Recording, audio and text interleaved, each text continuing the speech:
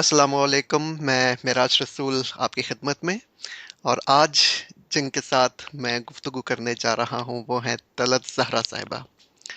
طلعت زہرا ادبی حلقوں، خاص طور پہ کینیڈا کے ادبی حلقوں کے لیے ایک جانا پہچانا نام، خوبصورت شخصیت، خوبصورت آواز، خوش لباس، خوش مزاج، خوش شکل، اور کیا کیا کہا جائے۔ خوبصورت نثر لکھتی ہیں، خوبصورت شاعری کرتی ہیں، اور خود بھی ماشاءاللہ خوبصورت ہیں۔ تو باقی باتیں ہم طلعت زہرا سے ہی کریں گے۔ تو میں طلعت زہرا صاحبہ کو اپنی نشست میں خوش آمدید کہتا ہوں۔ السلام علیکم طلعت صاحبہ۔ وعلیکم السلام، کیا حال ہے آپ کے؟ جی بالکل ٹھیک، آپ سنائیں۔ میں اچھی ہوں۔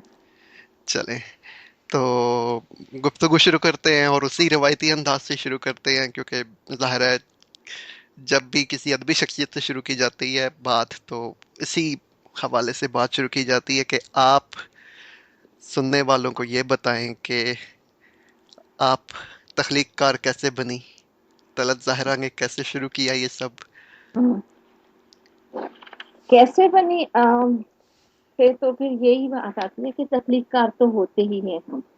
ہمیں اپنا، ہر شخص کے اندر کوئی نہ کوئی تخلیق بن رہی ہوتی ہے، لیکن اس کو فائنڈ آؤٹ کرنا ہوتا ہے کہ اسے کیسے کرنا ہے یا اس کو کیسے یہ سب پریزنٹ کرنا ہے۔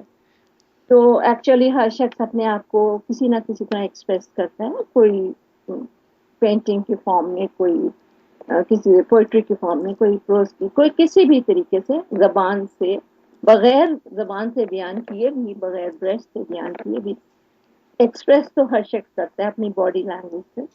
لیکن جو میں نے راستہ اختیار کیا ہے یہ نثر یا نظم کا، اور اس میں یہ ہے کہ میرے پیچھے اینکسٹرز کا بہت بڑا ہاتھ ہے، وہ یہ میرے ساتھ لگا گئے۔ ایکچولی جو میرے دادا تھے، اور بلکہ ان کے بھی اوپر بہت سارے لوگ اسی طرح سے ہی تھے۔ میرے دادا دہلی میں رہتے تھے، انڈیا میں۔ جی منیر دہلوی ان کا نام تھا، اور وہ ایک ادیب تھے، صاحب دیوان شاعر بھی تھے، بہت ساری نثری کتابوں کے مصنف بھی تھے۔ اور جب میں نے آنکھ کھولی تو میرے گھر میں بے شمار بکس تھیں، اور وہ ساری انڈیا سے جب پاکستان ان کی آئی تھی، اور وہ ایک کمرے میں رکھی تھی، اور میری امی وہ لیٹ کے پڑھتی رہتی تھی، اور ظاہر ہے کہ پھر ہم بھی اس میں سے نکال کے بہت ساری کتابیں پڑھتے تھے۔ اور دادا کے میرے بڑے بھائی، یعنی جو میرے ڈیڈی کے تایا تھے، وہ بھی انڈیا کے بہت مشہور، شمس دیوی ان کا نام تھا۔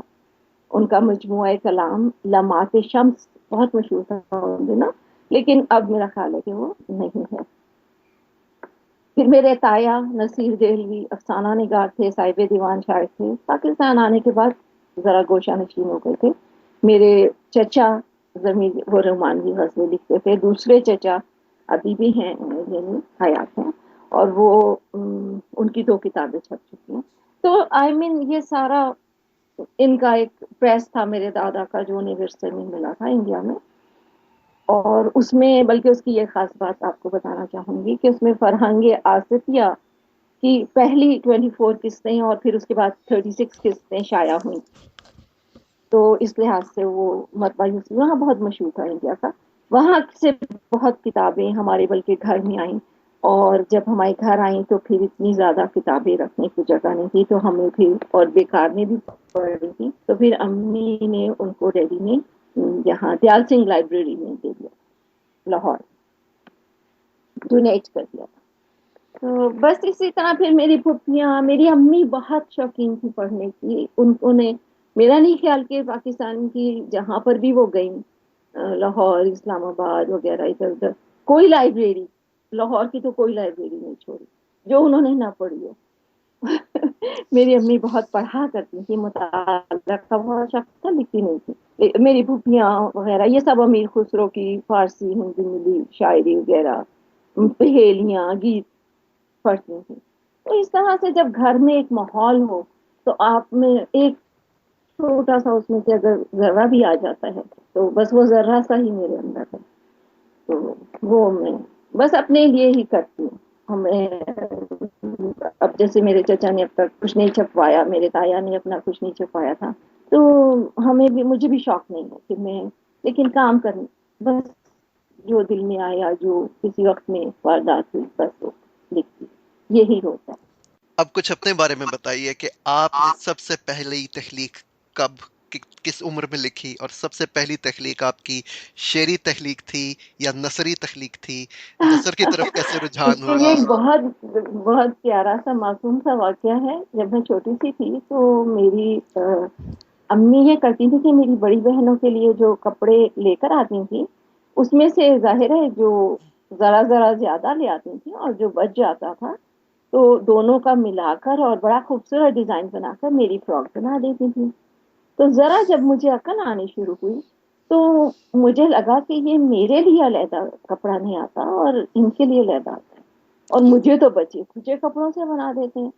تو میں ایک دن امی بنا رہی تھی تو میں نے کہا تھا، ہاں ہاں امی، جو بچی ہیں کترنے سمیٹ لو اور بنا دو طلت کی ایک فراک۔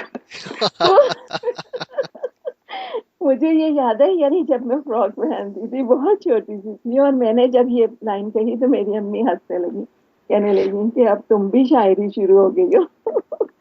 تو اس کے بعد سے ظاہر ہے کہ اسی طرح سے کچھ نہ کچھ پھر میں پہلے انگلش میں لکھتی تھی۔ اسکول کے زمانے تک میں نے کیونکہ انگلش میڈیم میں پڑھا اور میں نے بہت ساری انگلش کی بکس پڑھی، تو میری سلور بیلز ہوتی تھی ہماری بہت اچھی انگلش پوئٹری کی رائمس کی بک، جو ہمیں کلاس 5 تک 1 2 3 4 5 لیول لگی، تو وہ پڑھ پڑھ کے ہمیں انگلش پوئٹری ہی لکھنی آتی تھی۔ تو جب میں انگلش پوئٹری بہت زیادہ لکھتی تھی اور 10th تک میں بہت زیادہ لکھنے لگ گئی، اور شروع میں جیسے رومانٹک لکھی اور چھپا دی اور وہی ساری باتیں، لیکن یہ کہ پھر یہ ہوا کہ ممی نے، جیسے امی نے ایک دفعہ دیکھی تو انہوں نے کہا کہ بیٹا تم لکھو، what ever is the language, کوئی بات نہیں، انگلش لکھو، اردو لکھو، مگر لکھو، دس از اے گڈ تھنگ۔ تو اس کے بعد یہ ہوا کہ میں نے لکھی، لکھتی تھی تو میں دکھا بھی پڑھتی بھی تھی، اور کوئی آیا مہمان تو میں انگلش کی اپنی پوئٹری سنا رہی ہوں جس میں لو اینڈ جو بھی آپ کے کراشز ہوتے ہیں آپ وہ لکھ رہے ہوتے ہیں۔ تو بہرحال اس کے بعد یہ ہوا کہ میری شادی ہو گئی، آف کورس اس کے بعد میں نے بہت عرصہ تک کچھ بھی نہیں لکھا جب تک میرے بچے ہوئے، یہ ہوا۔ پھر میں نے کچھ بیچ بیچ میں رائٹنگ ایسے تھوڑی بہت لکھتی رہی، جیسے کچھ لکھ لیا، پھر کبھی لکھ لیا۔ جب میں یہاں پر آئی کینیڈا میں، پر دکھایا ظاہر ہے آف کورس کسی کو بھی نہیں پتا تھا کہ میں لکھ رہی ہوں اور یا لکھتی ہوں، میرے ہسبینڈ کو پتا تھا، پر اس کے بعد یا فیملی میں پتا تھا۔ تو پھر جب میں یہاں آئی تو مجھے ایک دن یہاں پر آف کورس ایک فورم کے اس طرح لوگ ملے اور انہوں نے کہا کہ میری باجی بلکہ یہاں پر تھی، باجی نے کہا کہ تم اپنی یہ پوئٹری یہاں پر فورم سے وہاں پر پڑھو۔ پھر میں نے وہاں جا کے پڑھی، سب نے بہت اپریشیٹ کیا، اور پھر میں نے باہر بھی دکھانی شروع کر دی۔ طلعت آپا، آپ نثر بھی لکھتی ہیں، شاعری بھی لکھتی ہیں، جی۔ میں آپ سے یہ پوچھنا چاہتا ہوں کہ آپ کو ذاتی طور پر ان دونوں کلاسز میں ہوں۔ کیا فرق نظر آتا ہے؟ ان کے مزاج میں آپ کو کیا فرق نظر آتا ہے؟ اور ذاتی طور پر آپ کیا فرق محسوس کرتی ہیں جب آپ نثر لکھ رہی ہوتی ہیں یا اس کی نسبت جب آپ شاعری لکھ رہی ہوتی ہیں؟ آپ پہ کیا گزرتی ہے، یا آپ کن ملے جلے جذبات سے گزرتی ہیں، اور ان میں فرق کیا ہوتا ہے؟ اچھا، جب میں لکھ رہی ہوتی ہوں نا تو کوئی بھی فرق نہیں ہوتا، بیکاز جب جو کچھ میرے ذہن میں آ رہا ہوتا ہے وہ اپنا فارمیٹ خود لے کے آ رہا ہوتا ہے، چاہے وہ غزل میں آ رہا ہوتا ہے یا نثر میں آ رہا ہوتا ہے، نظم میں آ رہا ہوتا ہے، جس طرح بھی آ رہا ہوتا ہے وہ خود ہی آ رہا ہوتا ہے۔ تو مجھے لکھتے ہوئے کوئی فرق نہیں محسوس ہو رہا ہوتا، لیکن میں یہ سمجھتی ہوں کہ جب پڑھتے ہیں جو لوگ، اس کے لیے ہر ایک کی اپنی اپنی ایک تو اپ برنگنگ ہے کہ کیا وہ انہوں نے بہت سارا مطالعہ نظموں کی یا شاعری کی صورت میں کیا ہے یا نثر کی صورت میں کیا ہے۔ اگر جن کو عادت ہے نثر پڑھنے کی وہ تو نثر پڑھیں گے۔ آج کل کے اتنے تیز رفتار دنیا میں لوگ اتنی لمبی لمبی، کم سے کم ایک صفحہ یا دو صفحہ بھی پڑھنا انہیں مشکل لگ رہا ہوتا ہے، تو وہ کوشش کرتے ہیں کہ ہم نظم پڑھ لیں۔ نظم میں آپ نے تھوڑے سے لفظوں میں اپنی پورا ایک خیال بیان کر دیا، ایک एहसास बयान कर दिया, वो आपके दिल को, रूह को छू रहा है, तो वो सोचते हैं कि अब हम इतनी बड़ी नसर क्यों पढ़ें, जबकि नसर में एक अपना जायका है, एक अपना मजा है, उसको पढ़ने का एक लुत्फ है, और वो अपनी जगह है, उसकी एक अपनी वैल्यू है, और उसका अपना एक, क्योंकि उसमें आपने वही एहसास बयान किए हैं, लेकिन उसके साथ आपने और बहुत से लवाजमात पैदा किए हैं, लगाए हैं, आपकी बहुत सारी ऐसी चीजें हैं जो आप सिर्फ शायरी में नहीं बयान कर सकते, वो आप वहां पर बयान कर रहे हैं, खोल खोल के बता रहे हैं, तो या विद इन द लाइन्स भी बता रहे हैं कुछ चीजें। एक तहलीककार के अंदर जो एक दुनिया होती है, वो आम दुनिया से अलग होती है। जी। हर तहलीककार उस दुनिया की सैर करके वापस भी आ जाता है, गाहे बगाहे उस दुनिया में उसको जाना पड़ता है, और फिर वहां से वो फिर अपनी असली दुनिया में वापस आ जाता है।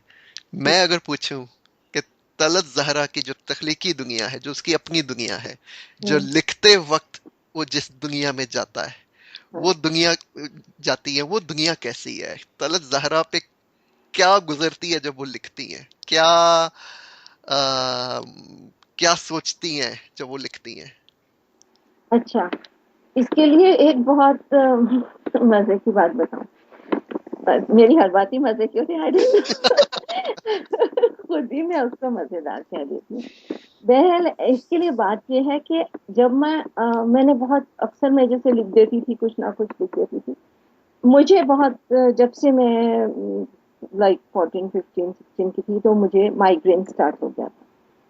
माइग्रेन मुझे यानी जो दर्द शकीका कहते हैं जी। शायद, वो मुझे होता था, मुझे नहीं पता था, मैं उसको सारी उम्र इलाज कराती रही, लेकिन जब मैंने ये अब ज्यादा मोर ऑफन इसमें लोगों में बैठना शुरू किया, और फिर इस लोगों ने मेरी वो किया कि भाई अच्छा ठीक है, तुम अच्छा लिख रही हो, थोड़ी सी तारीफ की, और मैंने और मजीद लिखना शुरू किया, और जब मैं इस माहौल में बैठी और मैंने इसको दोबारा से शुरू कर दिया, तो मुझे पता लगा कि एक्चुअली होता ये है कि मैं सिर्फ थोड़े अरसे में ही मुझे एहसास हो गया कि मैं सिर्फ उस वक्त लिखती हूँ जब मुझे माइग्रेन हो रहा होता अच्छा। है।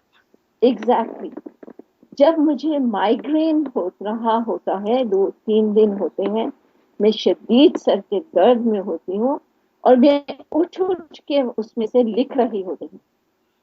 और ये इससे मुझे एक बात का ख्याल आया, I'm sorry, I don't know I can say this thing on this media or not.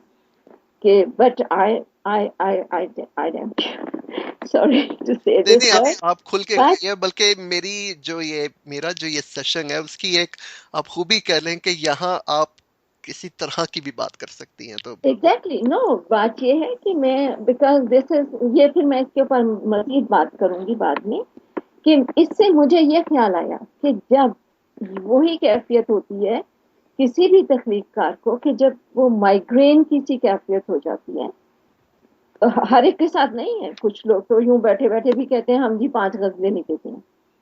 Sorry, मैं हर रोज गजल नहीं, कुछ लोग जैसे कहते हैं कि जी मुझे तो 10 साल भी मैं कुछ नहीं लिख सका, कई लोगों को यहाँ कनाडा में ही मैंने सुना। तो और फिर मैंने लिखा, बीच में छूट छूट गया, और बहुत बेहतरीन पोइट्स में से भी शख्स ने मुझे ये बात कही थी। तो बात ये है कि मेरे ऊपर तो जब भी ये होती है वारदात, तो मुझे एक माइग्रेन का सा अटैक होता है, और उसके बाद मैं कुछ लिख लेती हूँ, और जब मैं वो लिख लेती हूँ, तो समटाइम्स पहले मैं ये करती थी कि मैं उसको थोड़ा सा करेक्ट नहीं करती, मैं सोचती थी कि नहीं नहीं नहीं, बस यही मेरी चीज है और मैंने इसको ऐसा ही, क्योंकि ये ऐसे ही उतरी है, मुझे क्या जरूरत है। लेकिन अब जबकि वो मैं उसे फेसबुक पे या कहीं बाहर सुनाती हूँ, तो मुझे लगता है कि ये मेरी नहीं है, और मेरा जो कोई भी लफ्ज निकल रहा है, तो वो बेहतर और ठीक होकर ही जाना चाहिए, है ना, क्योंकि वो फिर आगे से पढ़ने वाले के ऊपर, और फिर ये मेरी जिम्मेदारी बन जाती है कि मैं किसी को गलत चीज प्रोड्यूस ना करूं, ताकि वो लोग गलत एक्सेप्ट कर ले कोई। आपने जैसे कहा कि एक विजदान किसी कैफियत कह लें आप उसको, एक लाशऊर की कैफियत कह लें, कि उसमें आपके ऊपर इन مضامین کا یا ان تخلیقات کا نزول ہوتا ہے اگر میں کہوں. ہاں جی. بات یہ ہے طلعت آپا کہ وہ جو نزول ہوا یا اس کیفیت میں آپ نے جو کچھ کہہ دیا وہ ٹھیک ہے، لیکن اس کے بعد جس سمت میں آپ نے کہا چاہے وہ شاعری ہے یا نثر ہے، اس کے فارمیٹ کو نوک پلک ٹھیک کرنے کے لیے، اس کے فارمیٹ کو نبھانے کے لیے بہرحال بعد میں تھوڑا بہت وقت آپ کو اس کے ساتھ جی گزارنا ہی پڑتا ہے. جی ڈیفینیٹلی میں کرتی ہوں، ایڈیٹنگ کرنی پڑتی ہے. تو یہ ایک وہ جو ایک ہمارے ہاں عموماً شاعروں کا بھی یہی نظریہ ہے کہ جناب ہم بیٹھے ہوتے ہیں اور ہم پہ کچھ نازل ہو رہا ہوتا ہے یا کچھ ہم پہ پتہ نہیں کہاں سے نازل ہو رہا ہوتا ہے اور ہم وہی پکی پکائی جو کھیر ہے وہ پیش کر دیتے ہیں. تو وہ مطلب کیا یہی بات سچ ہے یا اس وہ چیز ان کی کے بات بھی دیکھیے ایک حد تک سچ ہے. وہ کس طرح سچ ہے؟ کیونکہ ہر شخص برابر نہیں ہوتا. کچھ لوگوں کو مشق کی ضرورت، جیسے اگر میں ہوں، اگر میں مشق کرتی رہوں رائٹ کسی چیز کی، تو میں اس میں اتنی ماہر ہو جاؤں گی کہ ہو سکتا ہے کہ مجھے ایڈیٹنگ کی ضرورت ہی نہ پڑے. آپ یہی دیکھ لیجئے کہ آپ کے انحراف پہ جو یہ لکھتے ہیں، فی البدی شاعری کر رہے ہوتے ہیں، تو کس قدر فوراً کے فوراً شعر لکھ رہے ہوتے ہیں. لیکن اس میں آپ یہ دیکھیے کہ اس شاعری میں کیا ہوتا ہے. شعر میں وزن پورا ہے، سب ہے، لیکن بہرحال وہ ایک اس کے اندر ہو سکتا ہے کہ معنی بہت اچھے نہ ہوں. کوئی آپ کو 800 شعر لکھتے ہیں، اس میں سے 2-3 ہی کوئی بہتر شعر نکلتے ہیں نا. تو یہ بات ہے کہ جب ہم لکھ رہے ہوتے ہیں اور اگر ہم ایسے ہی جلدی جلدی میں لکھتے جائیں تو وہ ضروری نہیں ہے. وہ تو ہم کیونکہ ہمیں کسی کی بہار پر لکھ رہے ہیں اور لکھتے جا رہے ہیں، یا اگر ہم اپنا لکھ رہے ہیں جیسے آپ کہتے ہیں کہ لوگ کہتے ہیں کہ ہم بھی لکھ لیتے ہیں اور ہمیں ایڈیٹنگ کی ضرورت نہیں ہوتی، تو ہو سکتا ہے ان کو بہت مشق ہو. اور جیسے بڑے بڑے شاعر ہیں ان کو واقعی مشق ہے اور وہ بہت اچھی اچھی چیزیں بھی لکھ لیتے ہیں. ایون دین اگر آپ ان سے پوچھیں تو وہ کہتے ہیں کہ نہیں نہیں نہیں، یہ ہماری اچھی چیز میں شامل نہیں ہے. جو اچھی ہے وہ ایڈیٹنگ کے بعد ہی کرتے ہیں. لائک وہ اچھا خیال سوچ کے اس کو اچھے الفاظ میں ڈھال کے اس میں سے ہر وہ چیز نکال کے کہ جس پہ جو ان کا ایک شعر ایسا آخری وہ ہو کہ جس میں رد و بدل نہ ہو سکے. اور اب میں بہت سے آئی ایم سوری ایک بات کہنا چاہوں گی اس بارے جی میں، بہت سے شاعر میں نے خود دیکھے ہیں اور سنی ہیں باتیں، کیونکہ میں بیٹھی ہوں بہت سارے پاکستان میں بہترین شاعر، انہوں نے 20-20 سال اپنا ایک شعر سنبھال کے رکھا، باہر نہیں نکالا کہ ابھی اس میں میں نے امینڈمنٹ کرنی ہے، یہ ٹھیک نہیں ہوا، جی اور 20 سال بعد نکالا.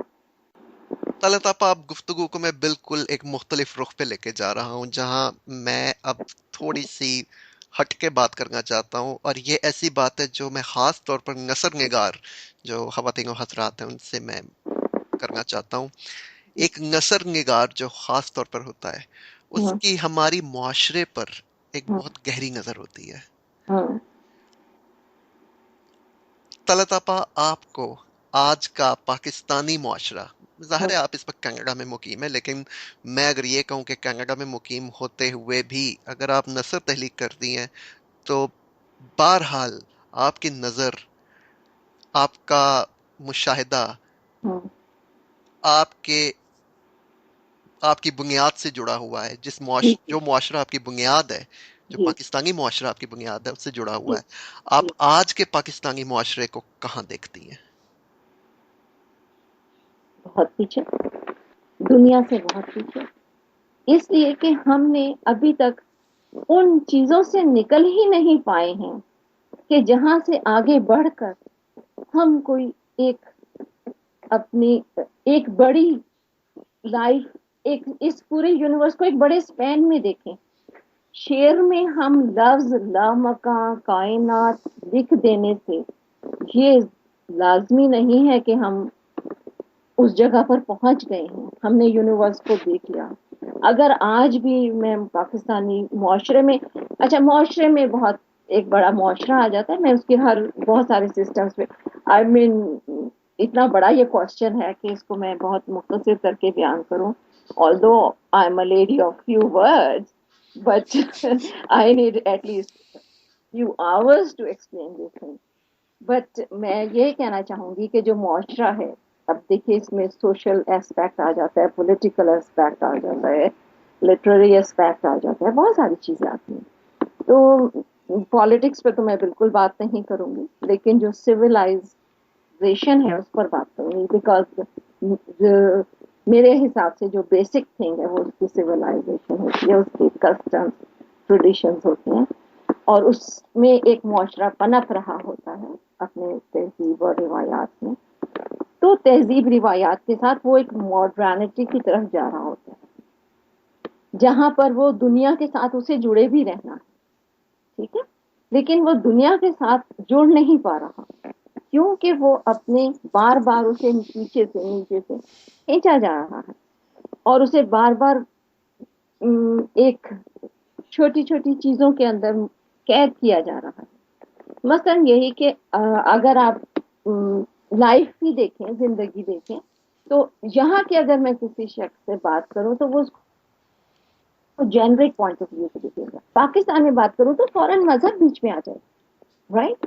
तो हम अपनी लिमिटेशन में ही हैं अभी तक, उससे हम आउट ऑफ द बॉक्स सोच ही नहीं रहे।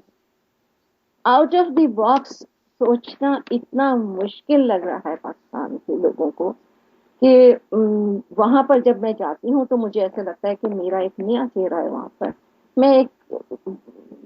मेरे लिए वहां पर लिव करना फॉर अ मंथ और टू भी डिफिकल्ट हो जाता, बिकॉज हम अपने बीइंग में नहीं रहते। एक टाइम था आज से 2-3 नस्लों पहले, वो भी हमारी ही तरह थे, और लेकिन क्या किया उन्होंने अपनी किन चीजों के ऊपर, मैं कई दफा सोचती हूँ, और कि उन्होंने कैसे चेंज कर लिया अपना। तो अगर हम पॉलिटिकल एस्पेक्ट को छोड़ दें तो उन्होंने सबसे पहले अपनी कम्युनिकेशन डेवलप की। उनकी कम्युनिकेशन में इतना चेंज आया कि आप उनकी लैंग्वेज देख लें और हमारा लैंग्वेज देख लें, कि अगर हम लोग अपनी कोई बात कर रहे होते हैं तो हमारी बात ही एक दूसरे को समझ नहीं आ रही होती। इनकी कम्युनिकेशन इतनी बेहतरीन और डेवलप्ड है कि अगर ये किसी को, आजकल के नए बच्चों से बात करना इतना डिफिकल्ट है, बिकॉज अभी मेरी ग्रूमिंग पाकिस्तान की है, तो मैं वहाँ की कंडीशन हूँ, तो मुझे उसके लिए काफी एफर्ट्स करनी पड़ती है कि मैं अपने बच्चों के साथ उनके लेवल पर आकर कम्युनिकेट कर सकूं। तो सबसे बड़ी बात यह है कि कैसे हम उनसे इससे इस हर्डल को डील करें, उसके लिए हमें नस्ल निगारों को या स्कॉलर्स को या पोइट्स को या इनको ही इसके लिए सोचना है, कुछ लिखना है इस बारे में, कुछ कहना है, कुछ बताना है कि हमें अपना बोलने का तरीकाकार कैसे अपनाना है। तो इस तरह से बहुत सारे एस्पेक्ट्स हैं। आई एम सॉरी, मैं आई go into two long discussion, but anyways मैं अभी उसको बहुत पीछे देख रही हूँ, और इवन राइट नाउ स्टिल अभी जो लेटेस्ट सिचुएशन है तो मैं देख रही हूँ कि और भी ज्यादा। कल ही एक मैं वीडियो देख रही थी फेसबुक पे, तो उसमें वो हैप्पीनेस इन कराची, यकीन करें कि उसमें सिवाय बच्चों, लड़कों और मौलवी और आदमी ओके या लेबर क्लास थी, या वो सब हंस रहे थे, सब खुश थे। अच्छा है, सब हंस रहे हैं, खुश हैं, मुझे बहुत अच्छा लगा। लेकिन औरत कहाँ थी? नहीं थी। तो I mean still discrimination, they there is a gender discrimination, they don't think a human as a being. आपने कहा कि आप जिस तरह पाकिस्तान जाती हैं तो आप 1 महीने या 1.5 महीने से ज़्यादा रहना आपके लिए महाल हो जाता है। जी लेकिन आपा आप एक तहलीक़कार हैं। जी एक तहलीक़कार एक उस्ताद होता है, वो एक लीडर होता है, एक रहनुमा होता है, लोग लोग उसकी तरफ देख रहे होते हैं। अगर आप इस तरह की बात करेंगी, तो क्या एक मायूसी का पैगाम नहीं जा रहा? नहीं नहीं, मैं बता रही हूँ। आपने मुझे पूछा कि वहाँ का माहौल कैसा है, मैंने बताया कि उसको जरूरत है। ये बताने का मेरा मकसद यही है कि अगर मैं वहां जाकर, अगर मैं इस तरह से फील कर रही हूँ, और यकीन करें मैंने बहुत सारे लोगों से इस बात पे बात की कि मैं वहां पर ये प्रोग्रेसिव करना चाहती हूँ, ये वॉलंटियर करना चाहती हूँ, ये काम करना चाहती हूँ। इवन मेरे चाहते हुए भी اٹس ویری ڈیفیکلٹ کہ میں وہاں پر کام کر سکوں. کوئی کام کرنے کو تیار ہی نہیں ہوتا کوئی اس پہ. یہاں سے تو سب کہتے ہیں آ جاؤ ہم کریں گے, والنٹیئر کریں گے, ہم فلاں جگہ جائیں گے, یہ کام کریں گے, بٹ وہاں پر انٹل اور انلیس کسی کو کہیں سے پیسہ نہ مل رہا ہو, وہ ایسی بات کرنے کو تیار نہیں ہوتا کہ وہ پرسنل سروس کے اوپر کہ چلو جی ہم یہ بات کر لیں. پروگریسو کرتے رہتے ہیں, بٹ پروگریسو ویوز ایسے نہیں آ جاتے. آئی مین ہر چیز کے لیے ٹھیک ہے پروگریشن اچھی ہونی چاہیے, ظاہر ہے اس کو پروگریشن کی ضرورت ہے پاکستان کو. Even when I was in Pakistan, میں I was principal there, but میں اپنے جو میرے وہاں پر ہیلپرز تھے, ہم ان کو ہیلپرز بولتی تھی. میں انہیں کبھی بھی میڈ یا آیا یہ نہیں کہتی تھی, آل دو کہ ادر پیپل کہتے تھے, تو میں ان کو ہیلپرز کہتی تھی یا آفس اسٹاف کہتی تھی. تو جو میرے آفس اسٹاف تھا, جب میرا لنچ ٹائم ہوتا تھا وہ سارا میرے ساتھ بیٹھ کے کھانا کھاتا تھا. یہ میرے اسٹینڈنگ آرڈرز تھے کہ وہ سب میرے ساتھ کھانا کھائیں گے. کیوں کہ میں سارے لوگوں کو یہ پیغام دینا چاہتی تھی اپنے عمل سے کہ میرے لیے کوئی بھی ڈفرنس نہیں ہے کسی. تو that's why this is the way I am. I whatever I want to tell somebody I do it. Talat آپا, ایک تخلیق کار کے لیے زندگی کے مختلف پہلو بہت اہمیت رکھتے ہیں, اور اگر میں اس بات کو ایک مجموعی حیثیت سے کہوں کہ زندگی بہت اہمیت رکھتی ہے ایک تخلیق کار کے لیے. آپ زندگی کو کس نظر سے دیکھتی ہیں؟ زندگی بہت اچھی ہے. زندگی, اب آپ نے زندگی پھر دوبارہ اتنا بڑا ٹاپک لیا, لیکن زندگی بہت اچھی ہے. اور اگر ہم انسان کی, میں اپنی زندگی کی بات کروں یا زندگی ایز اے ہول مطلب ہیومن بینگز کی زندگی, تو پھر انسان کی زندگی اگر ہم بات کریں ہیومن بینگ کی, تو اس کی زندگی میں دیکھیے دو چیزیں ہیں کہ ہم اپنی زندگی میں یہ سمجھ لیجئے کہ ہمارے پاس کچھ چیزیں معلوم ہیں اور کچھ نامعلوم, رائٹ. جیسا کہ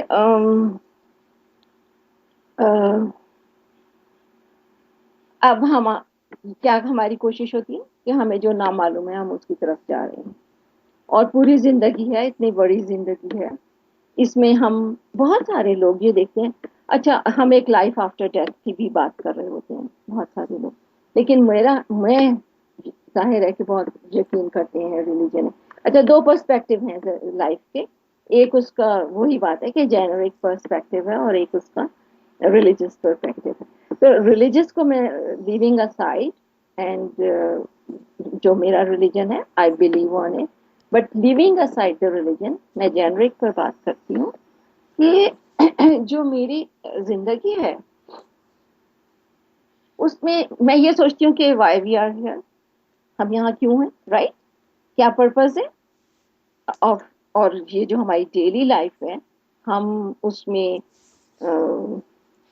کیا ہم کیا کر رہے ہیں, اینڈ آر وی ہمارا پرپز ہے یا ہمارے گولز ہیں, کیا ہم ان کو فالو کر رہے ہیں, کیا ہم ان کے ہی اوپر زندگی گزار رہے ہیں, کیا ہونے چاہیے ہمارے گولز, ہماری زندگی کا مقصد کیا ہے, کس لیے آئے ہیں, اور کہاں جانا ہے. تو جب ہم کہاں جانا ہے کہتے ہیں تو وہ پھر ہماری ریلیجس پوائنٹ آف ویو سے جی آفٹر لائف آفٹر ڈیتھ ہے. تو اس کا میں کہتی ہوں کہ جب ہمیں جہاں سے آئے تھے اس کا کچھ پتا نہیں, کچھ یاد نہیں, تو جہاں جانا ہے وہاں جا کے ہمیں یہاں کا یاد نہیں رہے گا, اور وہاں کی اپنی ایک لائف ہوگی. تو جب وہاں جائیں گے تو وہ لائف گزاریں گے, تو جب یہاں ہیں تو اس لائف کو ہمیں فلی گزارنا ہے. فلی گزارنے کے لیے ہمیں اپنے ارد گرد جو دوسرے لیونگ بینگز ہیں ان کی لائف کو ورتھ لیونگ بنانا ہے. ورتھ لیونگ بنانے کے لیے ہمیں ورک کرنا ہے.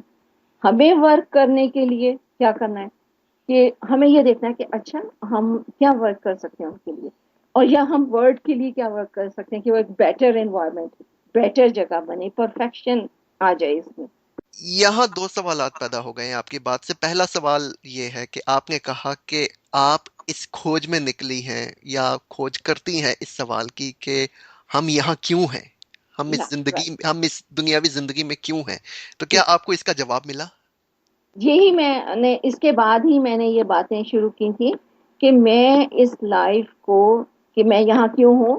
تو پھر میں دیکھتی ہوں کہ میرے ارد گرد جب میں ہوں تو میری طرح کے اور لوگ بھی ہیں، اور اینیملز بھی ہیں، اور نان لیونگ تھنگس بھی ہیں. ٹھیک ہے، تو کیا ان سب، کیا میرے اوپر کیا رسپانسبلٹی ہے اور میری رائٹس ہیں. رائٹ، جب میں یہ دیکھتی ہوں کہ اور میں یہاں پر آئی ہوں تو کیا میں ان کی لائف جو ان کی کے لیے میری رسپانسبلٹیز ہیں میں وہ پوری کر رہی ہوں. جب میرے ارد گرد دیکھتی ہوں تو مجھے سب سے پہلے اپنے جیسے لوگ جو ہیومن بینگس ہیں وہ نظر آتے ہیں، پھر اپنے جیسے لوگ لیونگ تھنگس نظر آتی ہیں، پھر اس کے بعد نان لیونگ نظر آتی ہیں. تو میرا یہ کام ہے کہ میں ان سب کو کے لیے جو بھی مجھے ساتھ ساتھ نظر آتا جائے میں اس کے لیے ورک کرتی جاؤں، اور اتنا ورک کروں کہ یہ تھوڑی سی جگہ جہاں پر میں بیٹھی ہوئی ہوں اس کو میں پرفیکٹ بنا دوں، یا ٹوورڈس پرفیکٹ لے جاؤں.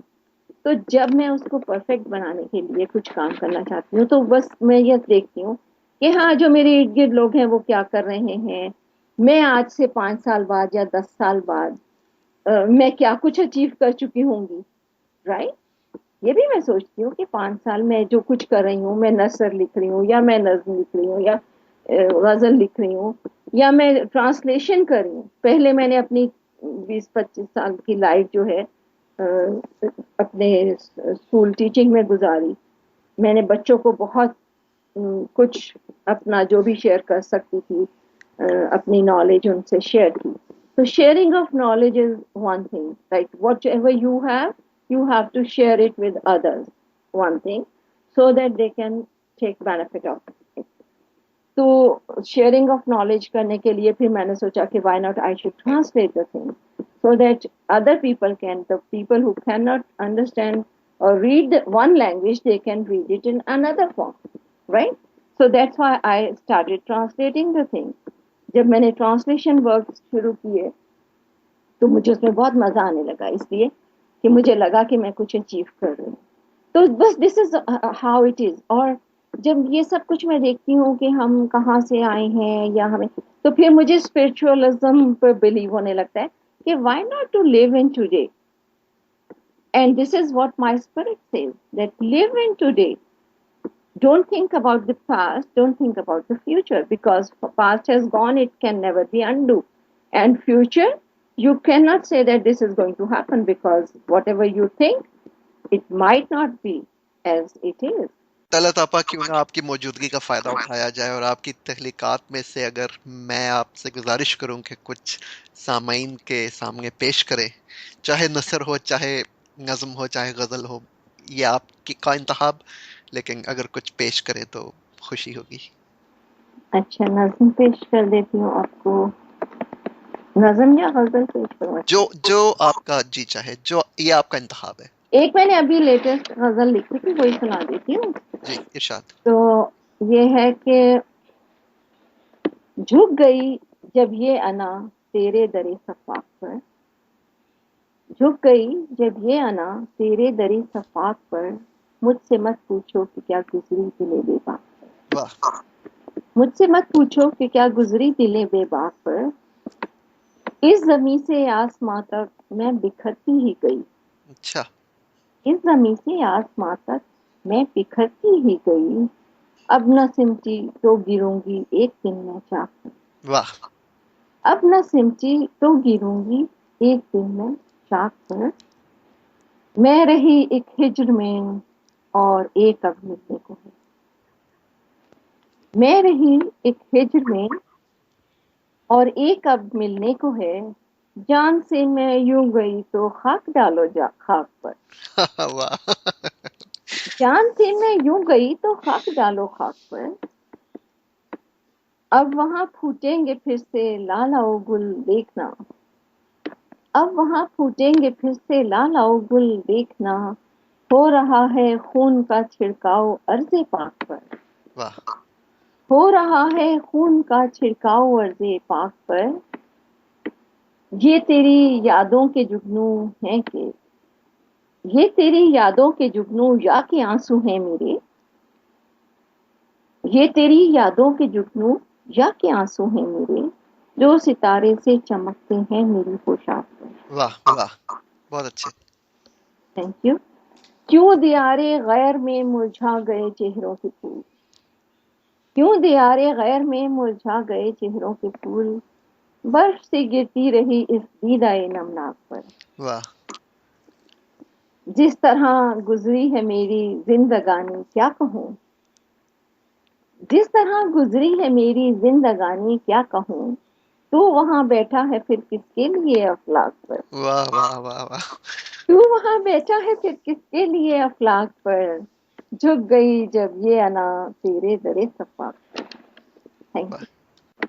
एक नज्म मैंने लिखी थी वैलेंटाइंस डे पर, विसालिया।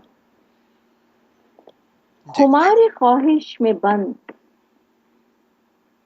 महजूर सिलवटों से निकल के एक इंतजार खुशबू ने सर उठाया, तो अपने अतराफ में ये देखा, खुमार ख्वाहिश में बंद महजूर सिलवटों से निकल के एक इंतजार खुशबू ने सर उठाया, तो अपने अतराफ में ये देखा कि एक गुलदस्ता मौसम रंग में नहाया हुआ, दो जानू वफा की लहरों में जज्ब गरका, दो खुदायान इश्क के सामने झुका था। मौसम के एक गुलदस्ता मौसम रंग में नहाया हुआ, दो जानू वफा की लहरों में जज्ब गरका, दो खुदायान इश्क के सामने झुका था। हवाएं हमदो सना के लहजे में इन खुदाओं को हर्फ तबरीक भेजते थे, वाह और एक दिया जिसकी लौ में हिज़्नो मलाल की रोशनी भरी थी, बफूर हैरत से और फरते खुशी से बेखुद था, रो रहा था।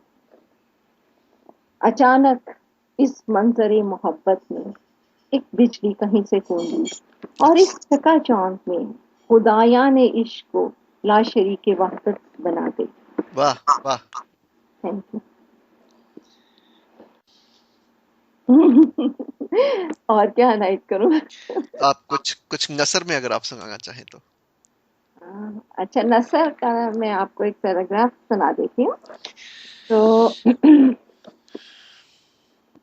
नसर का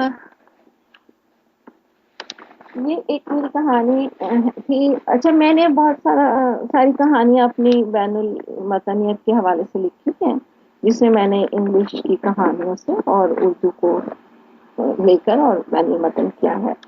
मुझे उसमें एक मेरी कहानी थी दी बैट, उसका ये आखिरी पैराग्राफ है, ये मैं सुनाती हूँ। जी उनकी गाड़ी काफिरिस्तान के पहाड़ों में चक्कर लगाती, खतरनाक मोड़ों को पीछे छोड़ती, अपनी मंजिल की लाश तक जा पहुंची। बादलों में गुम होती ये वादी, और उस पर यहाँ की बलोरी आंखों वाले सादे मकीन अपनी महबूबा का साथ। ना मालूम ऐसे कितने ही मनाजिर वो किताबों में देख चुका था। वो सब इसके लिए अब हेज थे, एक आम सी बात। पहाड़, वादी, दरिया, दरख्त, लोग, लेकिन इन सब को अपने साथ देखना, महसूस करना, सांस में सरायत करना, यहाँ के फल खाना, मीठे चश्मों का पानी पीना, और झरनों की मधुर आवाज, जिसका कोई भी मशीनी आला मौसीकी मुकाबला नहीं कर सकता। उसे कैद में लिखे आखिरी खत के अपने अल्फाज याद आने लगे। ये तमाम बेवकूफ, आरजी, पुरफरेब और धोखे के सिवा कुछ नहीं।